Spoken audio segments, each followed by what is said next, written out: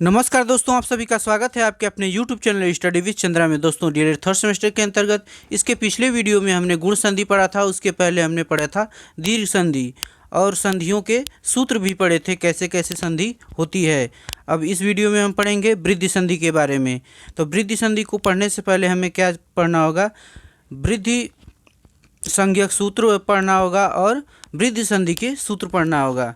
तो आइए जानते हैं सबसे पहले वृद्धि संधि के सूत्र। वृद्धि संधि के सूत्र क्या होते हैं? तो वृद्धि संधि का सूत्र होता है वृद्धि रेचि।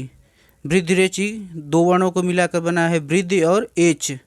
एच प्रत्याहार है। प्रत्याहारों की बात हमने माहेश्वर सूत्र के अंत में की थी कि आदि अंत्येन सहायता सूत्र से प्रत्याहारों की रचना होती है। आदि वर्ण और एक हलंत वर्ण अंत में जो आता है, हलंत वर्ण मिले तो एक प्रत्याहार का निर्माण होता है। प्रत्याहार क्या होता है? वर्णों का एक संक्षिप्त रूप होता है जिसमें वर्ण छिपे रहते हैं। तो एच प्रत्याहार में कौन कौन से वर्ण आते हैं? 4 प्रकार के वर्ण आते हैं, ए, ओ, ऐ और औ। अब जानते हैं वृद्धि संज्ञक सूत्र क्या होता है। तो वृद्धि संज्ञक सूत्र है वृद्धि रादैच। क्या है? वृद्धि रादैच। वृद्धि आत और ऐच, ये एच था,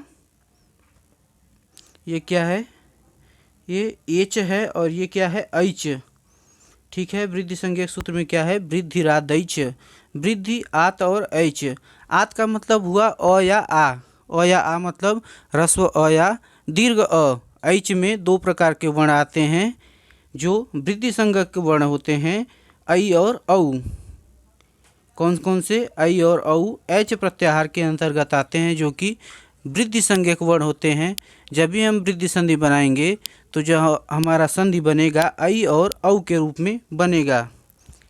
जैसे लिखा भी है कि अर्थात जहाँ आत मतलब अ या आ हमने बताया के बाद एच। एच हमने वृद्धि रेच से पढ़ा था कि एच प्रत्याहार में ए, ओ, ऐ, औ आए तो वहाँ पर ऐच हो जाता है। ऐच में ऐ और औ हो जाता है। इसके बाद जानते हैं पहले में क्या आना चाहिए? अ या आ, ह्रस्व अ या दीर्घ अ। उसके बाद में क्या आना चाहिए? ए या ऐ, ओ या औ आएगा तो संधि क्या होगी? तो संधि में ऐ और औ ही होगा, क्योंकि हमने वृद्धि संज्ञक वर्ण पढ़ा है ऐच, ऐ और औ। उदाहरण से समझते हैं कैसे होगा। उदाहरण है अत्रैव। क्या है उदाहरण? अत्रैव। अत्रैव है। अत्रैव को हम तोड़ेंगे तो अत्र और एव के रूप में ये टूटेगा। अत्रैव से अत्र से क्या लेंगे? अ लेंगे और एव से क्या लेंगे? ए लेंगे। अ क्या है? हमारा कंठ वर्ण है। ए क्या है? कंठ तालु वर्ण है।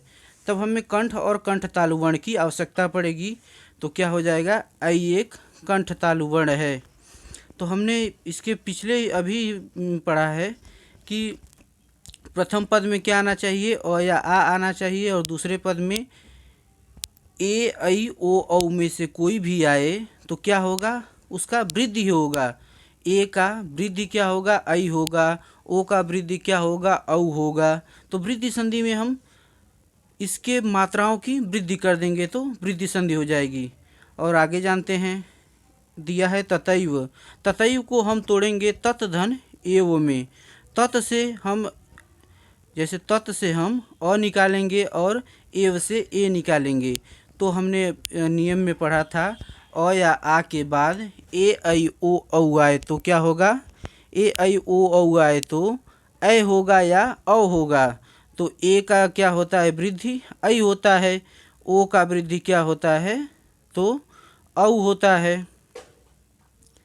अगले उदाहरण से समझते हैं। क्या दिया है? तथैव। तथैव को 2 प्रकार से तोड़ेंगे। तथा धन एव। क्या है? तथा धन एव। तथा से आ निकालेंगे और एव से ए निकालेंगे। आ और ए के बाद क्या होगा? हमारा ए में वृद्धि हो जाएगा तो ऐ हो जाएगा, क्योंकि हमने वृद्धि संज्ञक वर्ण क्या क्या पढ़ा था? ऐ और औ। वृद्धि रादैच सूत्र से हमने पढ़ा था ऐच प्रत्याहार में कि जब आत के बाद एच आए तो ऐच हो जाता है। इसके बाद है लतैसा। लतैसा में क्या होगा? लता धन ऐसा। लता से तो से क्या निकालेंगे, आ की मात्रा निकालेंगे और ऐसा से ए की मात्रा निकालेंगे तो क्या होगा, ऐ की मात्रा हो जाएगी। जब दोनों को हम संधि करेंगे आ और ए में तो कौन सी संधि होगी, वृद्धि संधि होगी और इसके मात्रा में वृद्धि हो जाएगी तो ऐ हो जाएगा। यहाँ पे ऐ हो गया। ये नहीं कि लतेसा क्यों नहीं हुआ, क्योंकि यह वृद्धि संधि है और वृद्धि संज्ञक सूत्रों में हमने पढ़ा था। उसके बाद है देवैश्वर्यम, देवधन ऐश्वर्यम। देव से अ निकालेंगे, ऐश्वर्यम से ऐ निकालेंगे। अ और ए के बाद क्या होगा, ऐ ही होगा, क्योंकि हम वृद्धि संधि पढ़ रहे हैं। हमने पढ़ा था नियम में कि जब अ या आ के बाद ए ऐ या ओ औ आए तो वृद्धि संज्ञक वर्ण क्या होते हैं, ऐ और औ होते हैं, तो ऐ या औ होगा।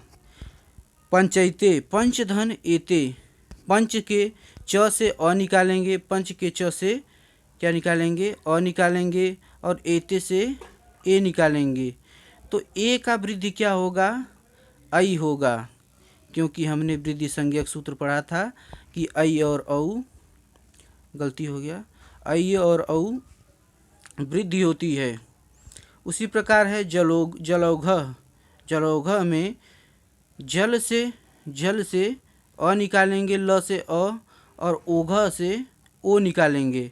ठीक है, जैसे हम ए निकाल रहे थे उसी प्रकार से ओ भी निकालेंगे। जल से अ और ओघ से ओ निकालेंगे तो इसका वृद्धि क्या हो जाएगा, औ हो जाएगा। अ और ओ के अ या आ के बाद ए ऐ ओ औ आए तो क्या हो जाएगा, औ हो जाएगा। तो क्या हो जाएगा, हमारा बनेगा जलौघ।